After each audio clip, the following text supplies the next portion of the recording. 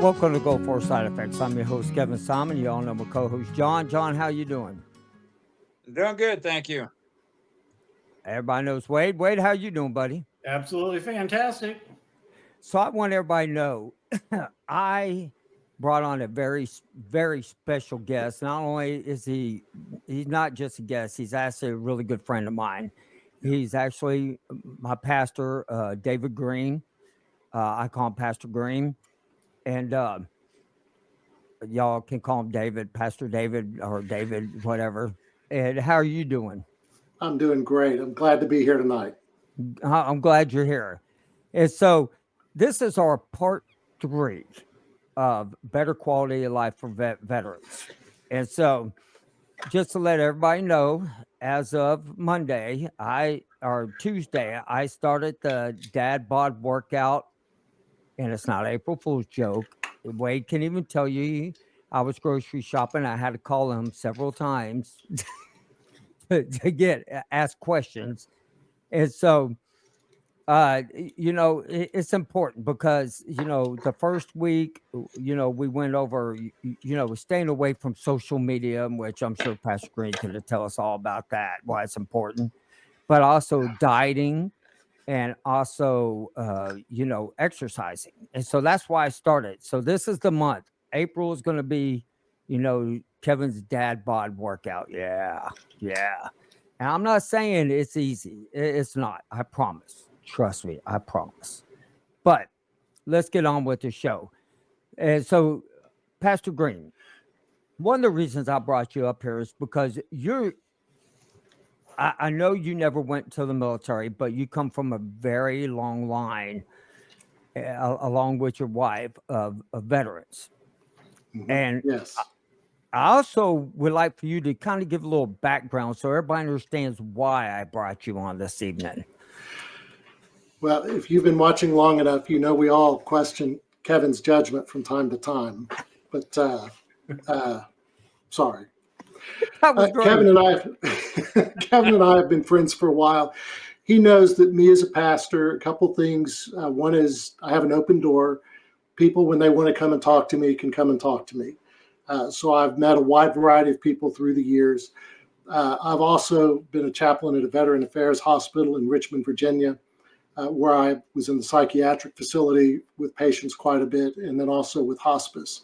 And a comment I made to Kevin several years ago is I'd be in the psychiatric facility in the evening with patients who were literally just off the battlefield 3 or 4 days before, and then I'd go spend the rest of the night with Korea War veterans who literally had drunk themselves to death. And so the importance of early intervention psychiatric care was incredibly important to me. In other times, as a pastor, when you have study leave and some opportunity to go and do that, one of the most important courses I did was the critical incident stress management.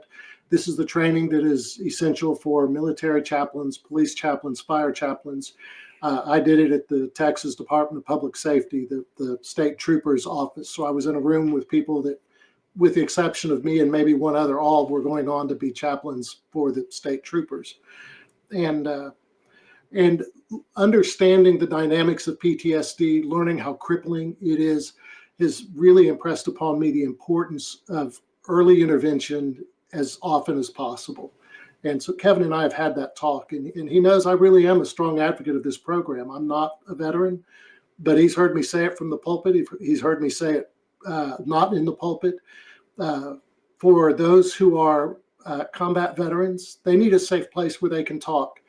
And I always tell people when I would say it from the pulpit, now, if you're not a combat veteran, or if you're going to be offended by the things that combat veterans might say, this might not be your group.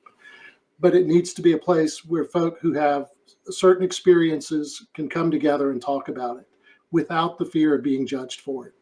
And I definitely can tell you, he would say that, saying, yeah, I can't recommend, but I can tell y'all that he goes, I listened to it, and if some of y'all might get offended, this may not be for y'all. I mean, and one thing about it, he's counseled me. He counseled me through when my daughter first got pregnant and everything. He helped me through that tremendously. But he's also talked to me. He made me welcomed. And this is why this is the part of another better quality of life. I believe not just on the outside of dieting and doing all that stuff, you have to have a friends group, a mentor group, a church group, some group that's going to stick by your side, because not all veterans have families, not all veterans have friends. And so this is where I believe, Pastor Green can come in, and I also have some questions for him in a little bit. But I mean, every Sunday when I show up at church, he talked to me about the podcast. He wanted to know what was going on. He's watched the episode. He never made fun of John's balding. I mean, he did pray for you once. I'm sorry, John. I had to throw that in. Okay, for the record, I pray for all of you guys on a regular basis because really and truly, this is important work that you're doing. When you put this out on the internet, you don't know who's going to be listening at an hour of need at 3:00 in the morning. And by putting this out there, you're casting a lifeline to people, and y'all may have experienced that. But people who feel like they're drowning, to hear somebody say that they've had a similar experience and they have made it through that darkness, that's incredibly helpful. So I do pray for y'all. I pray for y'all often. Yes, thank you, Well, and I appreciate it. I need all the help I can get. So we all do, John. We all do. And but I do want to first talk about, when I first went in the military, we went over Desert Storm. The chaplain asked everybody pretty much like what Catholics would say for their almost like your last rites, to everybody come in and they chaplain you, they say a prayer with you. And I don't know about the Army, but like that you write letters, you give them to your buddies, so in case something happens to you. Well, I was adamant that I wanted a Catholic chaplain to come on board the ship because I was raised Catholic.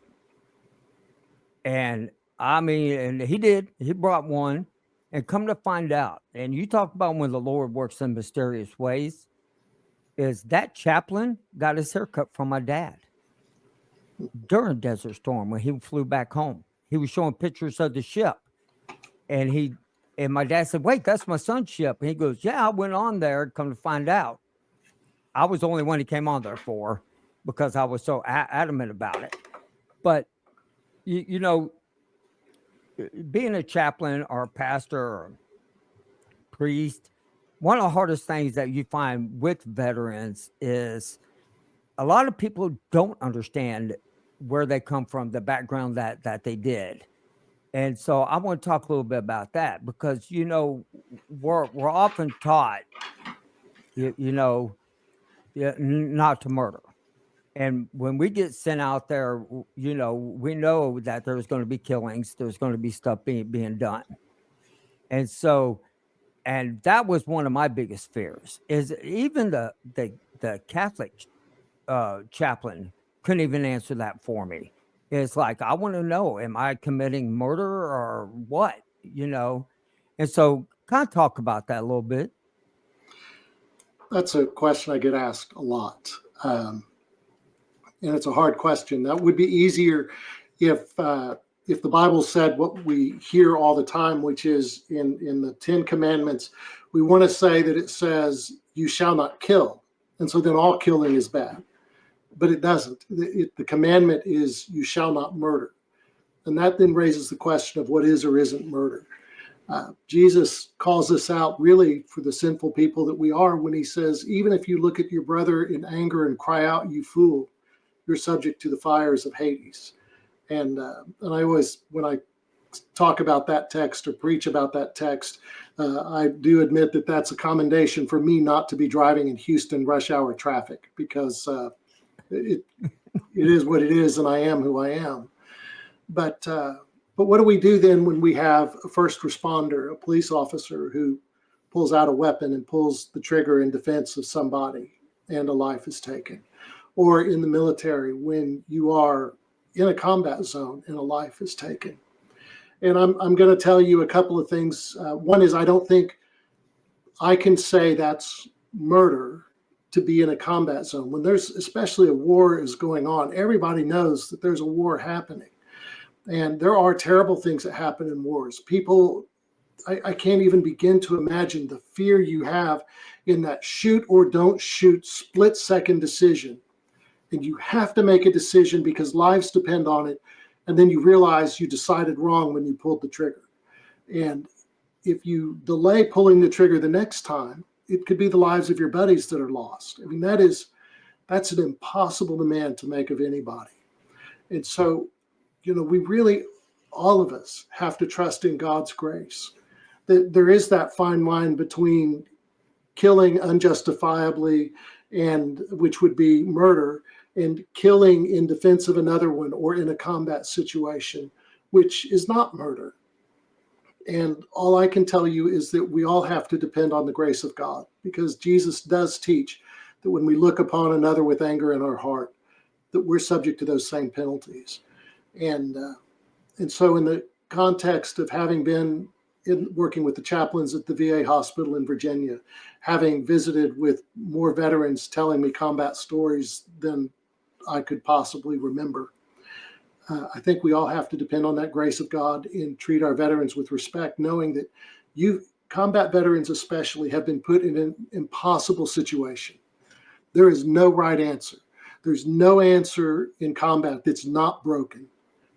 And so we all have to just trust on that grace of God. And I hope our veterans are treated with respect. I was a kid growing up in the Vietnam era, and it's no secret that not all veterans were treated well. Even in my hometown of San Antonio, very much a military town, not everybody who came back from Vietnam was treated with respect, much less kindness. And I just think our veterans, all of them, all of you, deserve respect. Veterans have a bad habit of saying, oh, I'm not the hero. Somebody else who did this other thing is a hero. And I heard an explanation given to me from a Marine veteran of the Pacific fight in the Second World War. When you sign up and you do what they told you to do, you're a hero. And I'm going to take his word for that. So that's how I view it, Kevin. There is a difference between killing and murder, and we try to walk that line as best we can. But when we overstep, when you guys can know of situations where a combat veteran has overstepped, we all really do have to trust in the grace of God for that. Well, I totally agree. And I know Wade has some questions, so I want to jump to Wade. Have at it, buddy. Oh, I got a whole pile of them. I guess before we get too deep into it, kind of along what you're just talking about, would you be able to explain maybe like the best you could, like what exactly a moral injury is? Boy, that phrase is a recent addition to our lexicon, isn't it? It is. Yeah. And I think how would I define a moral injury? I would think sending young men and women into combat, by definition, is going to result in moral injuries, because you are having to make impossible life and death decisions. With all the training in the world, it still comes down to the kid on the front lines, right? I mean, the politicians. That's exactly the way I would have exactly the way I would have defined it too. Is like basically your front line. Yeah. And I got into a group meeting for individuals who were artillery. Some people were on Navy ships that were firing the guns, who weren't on the front lines. And these individuals were explaining that and I don't know whether it was for claims or they truly did. So I've never called anybody out on a mental issue, but they said that they were suffering from moral injuries. And I called BS on it. But we did have a psychologist there, and he did explain that, yes, this can very well occur, even though you're not on the front line. You know that you are basically essentially sending death to somebody. Something same as like a bomber pilot. Yeah. Who's dropping bombs, even though he's not seeing who he's dropping them on, he knows that he's sending death. And that would essentially be, like a moral injury. And it has taken me a long time to accept that to accept that as a real thing. Because I thought it was bullshit, to be honest with you. But Yeah. it's out there. So I mean, if there are people out there who say, I'm suffering from a moral injury, I would buy it. I think it's true. There was an episode on MASH where a fighter pilot, I don't know if he was shut down or how he came to the MASH unit, but the episode was about, okay, so what was the main character's name? Hawkeye.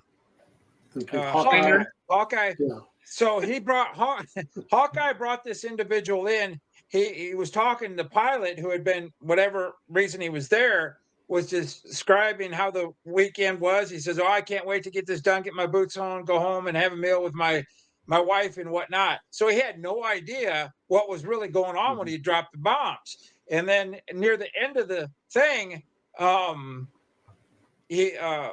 Colonel Potter, the guy was asking it was a young lady on the operating bench, and the pilot says, "Well, who shot her down? Or well, what happened to her?" "Well, she got a bomb dropped on her village," and the pilot says, "Well, who did it?" And the character says, "I don't think she cares. It doesn't matter. It was irrelevant. Somebody dropped a bomb and they just went home to their family." And then, so that threw a whole new concept onto the person who dropped the bomb. Didn't see what devastation they did. And then it was intentional to bring him in. Here's what happens when you drop a bomb, on somebody. So he couldn't see it. He didn't know. So I thought, wow, okay, that shed a whole new perspective. Like you're saying, that was definitely moral. And that was exactly what we're talking about here. Right. And everybody can remember the Highway of Death. If you weren't there, you've seen pictures of it. One of the biggest killing fields of Desert Storm. Thousands dead, and I mean mostly from the Air Force or Navy pilots, whatever. But it was just a killing field, and there was a lot of civilians killed there. So I mean, if you think about them today, which brings me to my next point, which is something I was talking to my shrink about today. You said that we go into combat and we are basically going there essentially to do a job. We're not going there to murder, essentially. Yeah. But what? And I guess I'm asking your opinion as a pastor. We're not necessarily supposed to be celebrating the death as well. The reason I asked that, because I'd say the conversation could doesn't bother me. This is what with my shrink. We did celebrate it. We did take pictures with dead bodies. We did do things that were not good. We cut off patches off of enemies' uniforms. I cut wings off. I took a beret off dead bodies. I still have dead uniforms that I took off dead bodies. And is that celebrating death? And then that was kind of a trigger point today, if you will. 33 years after the fact, we've just literally made the next step, and I got to thinking, well, what kind of a person am I, or was I then in the time, in the moment? Is that you're caught up in what's going on, and I was happy to be alive, and I was happy they were dead. See, I think you caught it on that last phrase. You were happy to be alive, because I wonder, are you celebrating the death of another, or were you celebrating your survival? Because it made it look. I don't have the answer to that. Well, I was damn sure. Or do I? I was one standing there. Yeah, and that's the impossibility that's asked of you in combat. And as Kevin and I were talking, I do think about that with first responders. With one of my sons being a police officer, that I pray that if ever he have that moment where he needs to pull the trigger, that he be swift and right on target. I pray that moment never come, but if it does, he can't hesitate, because lives depend on it, and he knows that, and he's had to make peace with that.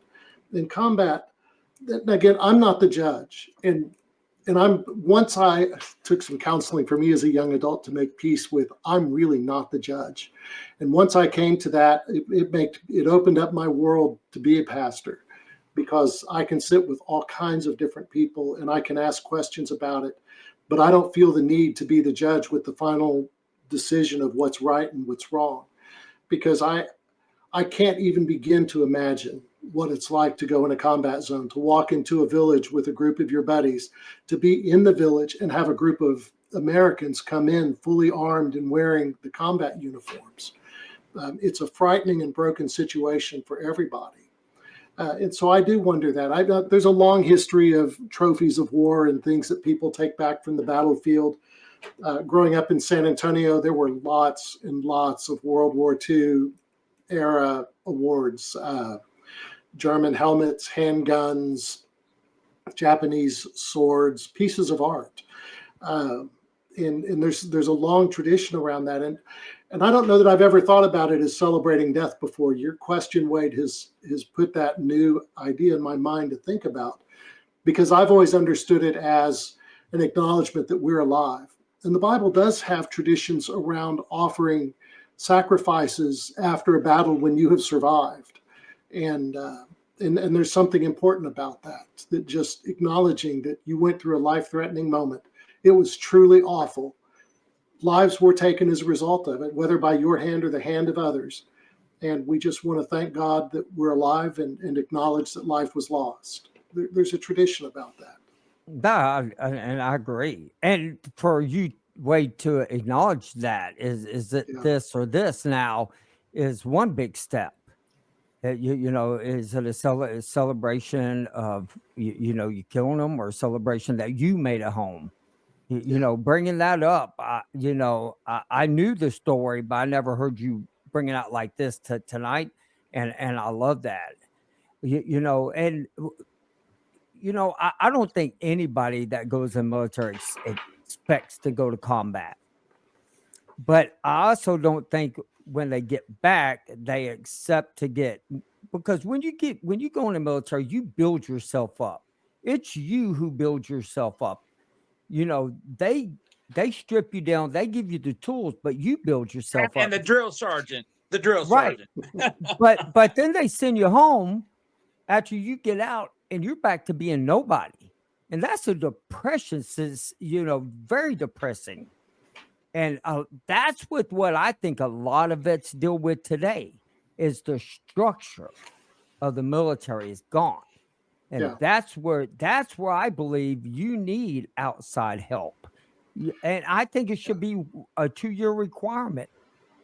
I mean, I think that'd be the best thing in the world if they did that for vets, a 2-year requirement, and not with just a VA chaplain or counselor. No offense to them. Yeah. And that's where I say having a community around you and a home and a place to go worship, a place you can talk to somebody like a pastor, like I talk to Pastor Green about a lot of things. And I can honestly tell you, he's not just my pastor, he's my friend. I mean, he's just, and he's our strongest advocate. I'll tell everybody right there, for this show, this man is our strongest advocate. And I love him for it. And I thank God every day. Yes, sir, John. Go for it, So John. here's something that really boils my chaps, and I dismiss it by not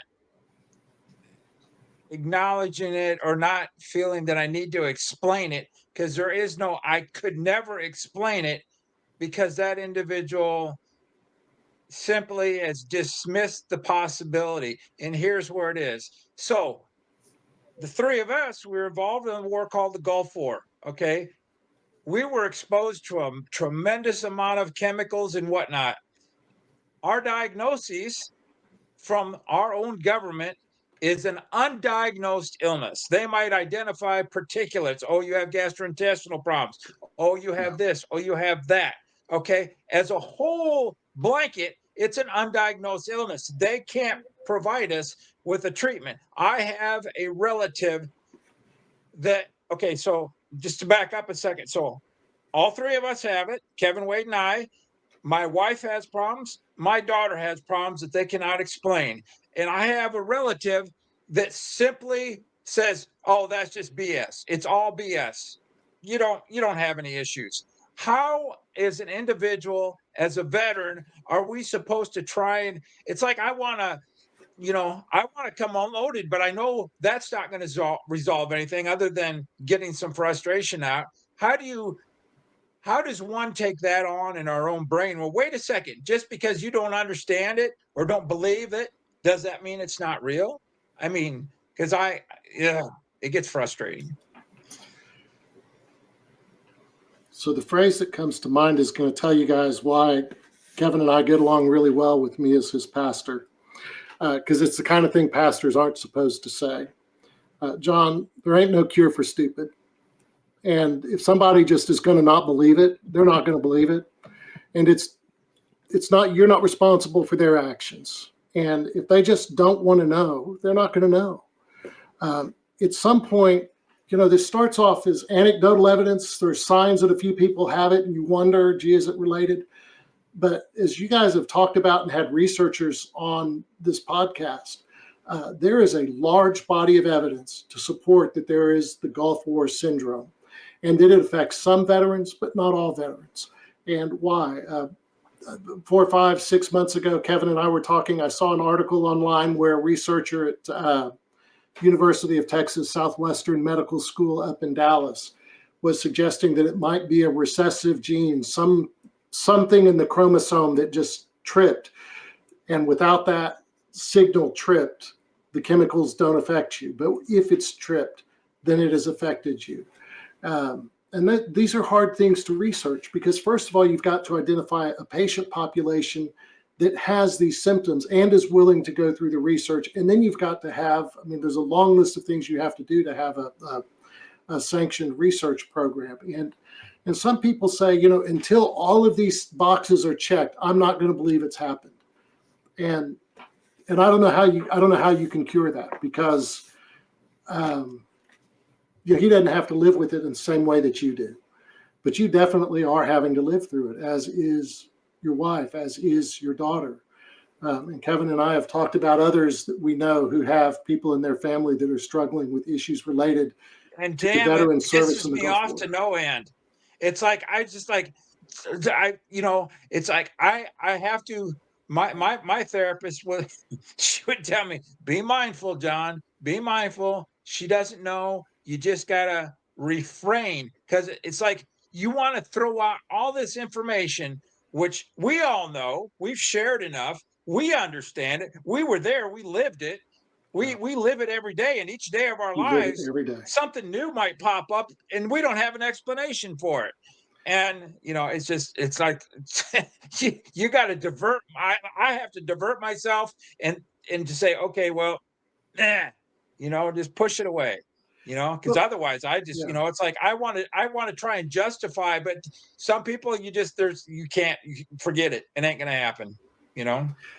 Well, would it make your life better if this person acknowledged that there is something like Gulf War syndrome? I suppose. I hate the idea that they can't for the life believe that such a thing. It's kind of like saying that our government would never do anything to us in the negative sense. We would never. It's like believing that our government is everything's grand. They have all of our best interests in mind. Give me a freaking break. Yeah. If you want to be that naive going through life, you go right ahead. But we Well, want to think that, but this is how I would handle it. I'd put them in my barber chair. I'd give them a buzz. I just cut all their hair off. Now, I know Wade has a couple more questions. I want to go through Wade's. Wade, let me hear what else you've got for me. Well, okay, so this is just, I'm probably just going to ramble here. So like myself, I was raised as Methodist. When I was younger, I had a falling out with God, but so I've always identified as an agnostic. That means I believe in a lot of things, John, I'm not atheist. I'm agnostic. Do you think what? Wait, pump the brakes. So you automatically assume that I think that. What makes you say that? Never mind. Go ahead. We'll talk later. But I will say, so I jumped out of aircraft a lot. I will say every time I jumped out of the aircraft, I did say, I prayed to God and said, please let this damn thing open. So you go to the Middle East and so I'm going to pray to God, and our pastor's out there and he's praying to God that we're going to go there and we're going to kill them, as many of them as we can, and we're going to all come home in one piece. And over on the other side, they're praying to Allah, whichever way they're praying to Allah, up north, whichever, and they're praying they're going to kill us. Yeah. And then, and I mean, and this is just things that I've been like watching since I was in probably my late teens, early 20s, where do I believe in a higher spirit? Absolutely. For us, in our Judeo-Christianity, it's God. We have Allah, we have Buddha, we have Zeus. It's I'm a mortal man. I cannot say that they are wrong. The other religions, who they worship. When you tell somebody to strap on a bomb vest and walk in somewhere and blow themselves up in the name of their religion, that's one reason why we'd never win, and we didn't win wars against them, because we can't wrap our mind around that belief. Yeah. And we don't have that devotedness to our religion. So it just, like I say, it's not that I don't believe in Christianity and I don't believe in God. I just think that I'm not one to tell somebody else that they're wrong in what they believe in. But do I believe in higher power? Absolutely, I do. Yep. So I refer back to the comment, I'm not the judge. My job is to proclaim what the Bible teaches, and I'm not the judge. And as a result, when I lived on Galveston Island, I had a great working relationship with the rabbi, the imam, a Catholic priest, and a Baptist pastor. And it literally happened one day. It's like a bad joke, right? Did you hear the day the Presbyterian, the Baptist, and we're sitting at a coffee shop, the Maud Coffee Shop on Post Office Street in Galveston, and a group of medical students come in to do some studying. One of them looks at the five of us sitting at that table and says, "Oh, hell no," turns around and walks right out the door. But my job is to proclaim. It wasn't my job to convert the rabbi or the imam. It's their job to proclaim. And this is my confidence in God. When we had an anniversary worship service after Hurricane Ike, we had, 15 or 18 different religious groups. Everybody got the same amount of time. And the rule was you must pray in the manner consistent with your faith tradition. And because of the time of year it happened, the rabbi brought somebody to blow the shofar and had some text read in Hebrew and prayed, "O God and God of our fathers." And the imam came and read from Quran, which is done in Arabic, and it's a beautiful poetic song. And then the AME pastor had all of us, even the Muslims and Jewish folk, were singing Amazing Grace together. And that's, to me, that's ecumenical. It's not non-denominational. I want others in other faith traditions to be treated with the same respect that I hope to receive myself.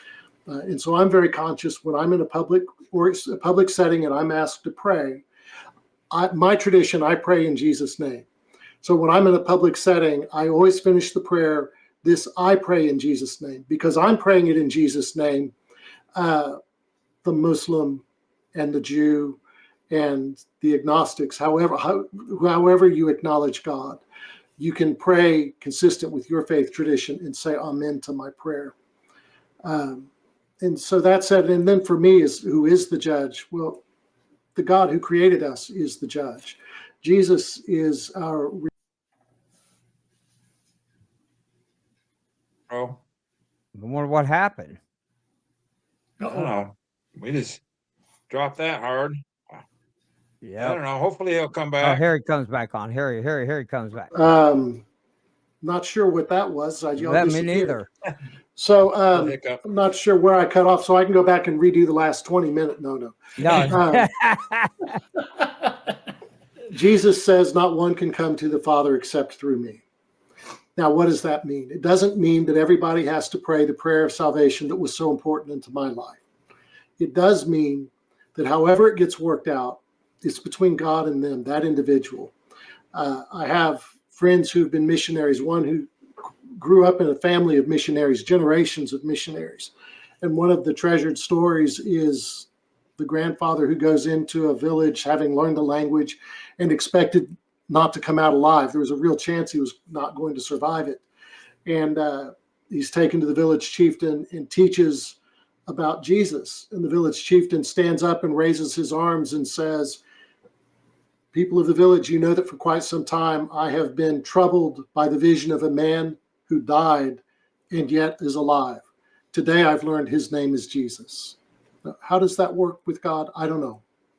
I'm not the judge, but I have supreme confidence in the grace of God. And that's why I'm happy. I'm not happy, but I feel a responsibility to do funeral services for non-Christian people who've not non-church going families who want a Christian funeral service. And I insist that the service be an honest witness of the way that that person lived his or her life, because I believe God's grace is big enough for that. But sometimes in the church, we are our own worst enemy in terms of sharing that message of grace and hope that we have from the Bible. Do you find, I'm the youngest of 7 with an extended family and have had several friends, but someone who maybe doesn't have a faith or a religious background, but they get sick or something happens in their life, but their end is near, and then they find God. Sometimes. I mean, I think that's rumored to have happened more times than it actually happens. Churches are filled with lots of people with white hair, Q-tips, I've heard it called, the older population. Some of that's a matter of time.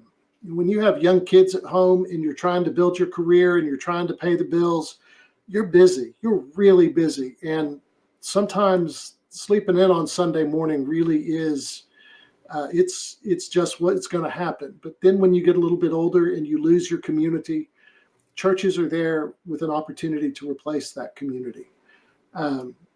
Have I seen that? I would say I might have seen that a time or two where somebody is nearing their end and then wanted to get right with God. What I think happens more often is when you come close to death, you realize how much of the stuff we focus on in our lives is just not of lasting value. The book of Ecclesiastes in the Bible calls it a vapor. It's all a vapor, like a mist, the steam that comes off of a pot of boiling water. It's vanity is how it sometimes gets translated into English. But when you get to the end of your life, you can look back at it and people don't find the honors and awards that they've won. They don't mean nearly as much. The relationships they've had and the relationships they've had a positive impact on, those mean a great deal. So I don't see people so much coming to faith in that hour of need, so much as that hour of need might reveal their faith. And I've seen the pendulum go both ways. No, I understand that. I mean, I totally understand that. And that's one thing about it is, everybody believes in something. Everybody believes in themselves. Everybody, well, they should. I hope everybody would believe in themselves, but I also hope that everybody would also believe in others. And I think that's what this country has lost. I think we have lost the respect. I think that we have lost the love. I think that we have lost so much in this country. And I hope to get it back one day. I hope one day we walk down the streets and somebody's not doing something to somebody else because of their political beliefs or the other way around. I mean, I just want everybody to have peace on this earth. I mean, that's what this is about. I mean, life is so short. And so, does anybody have anything else for the pastor before we get to the end? I just say, like your last month's, do something nice, Kevin. The thing I personally I try to do. I'm not saying I'm 100%, but the golden rule, do unto others. And I'm a big karma believer that if you do good now, I figure I'm trying to check my boxes all the way around. If I do the best I can here while I'm here breathing, so wherever I go in the afterlife, I hope somebody is taking notice. Yeah. The Bible talks about as you sow, so shall you reap. Karma is a much more fun word to say than that phrase. Absolutely, it is. But I think it is the same: as you sow, so shall you reap. My rabbi friend, when I lived in Galveston, Rabbi Jimmy Kessler was among my dearest friends, and he passed away a couple of years ago. And he would introduce me as his pastor, and I would introduce Rabbi Kessler as my rabbi, because honestly, every pastor ought to have a rabbi, and he would say every rabbi ought to have a pastor. But if you want to focus on the things that divide Christians and Jews, we can have a long conversation. But Rabbi Kessler loved telling the story of a Catholic bishop addressing a group of rabbis. And the answer was, Christians believe that Jesus is the Messiah and that he's going to come again. And until he comes again, there's work for us to do. That includes housing the homeless, feeding the hungry, clothing the naked, visiting the prisoners, offering love and grace to people that we meet, maintaining Christian witness of worship, reading and teaching the Bible and such. Jews would say, my rabbi would say that Jews say the Messiah has not yet to come. And until the Messiah comes, Jews are called to do certain work, which includes feeding the hungry, clothing the naked, visiting the prisoners, building a community, maintaining divine worship, and reading and teaching the words of Scripture. And he loved to add to that. And when the Messiah comes, then we might have an opportunity to say, excuse me, sir, what is your name? And it's just curious, is this your first or second time to show up here? We're just curious. And, that's when you look at the fact that we have similar interests and similar responsibilities and similar work. My job is to proclaim. I'm not responsible for whether or not someone agrees with me. And so, John, proclaim what you've experienced and others experience with Gulf War, but I hope you can shed that burden of wanting to convince them of the truth, because what it felt like to me was they were disrespecting your service, your military service, by denying the reality of this illness. And that's really bothers me. My wife will bring it up periodically. She'll comment about this particular relative, and I get very dismissive, because if you don't have the common courtesy to think there's a possibility that, yes, indeed, maybe something's going on that you're completely unaware of. Do you ever look? I mean, are you ever on social media? Do you believe everything that you see that comes across your TV screen as being, oh, this has to be, they said it, or, oh no, it's complete BS? Yeah. I mean, would I go to the lengths that I do to try and make myself, or do what I can to help my wife or my daughter? And my son, he was conceived before then. Knock on wood, he doesn't have any issues. And I just found something that would help my wife and my daughter. And by golly, I'm going to say, try this, and so yeah, it gets frustrating. Although I can't say there's been many people that have stated it like that individual does. But I have days I almost wish somebody would say something negative about my time in service, because I kind of want to unload, which I know is the wrong thing to do, and I've never had to do it. But I'm come on, somebody, today'd be a great day. Bring it, because both both barrels. You also have to look at how the Vietnam veterans were treated. You know, the Korean War veterans. You know, you gotta you let them say whatever they want to say, and then just look at them as. I mean, did they ever serve time?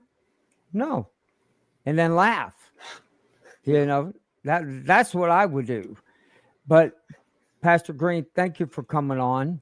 Wade, John, I thank y'all. And at the bottom of the screen, y'all see that join Kevin's 30-day dad bod challenge.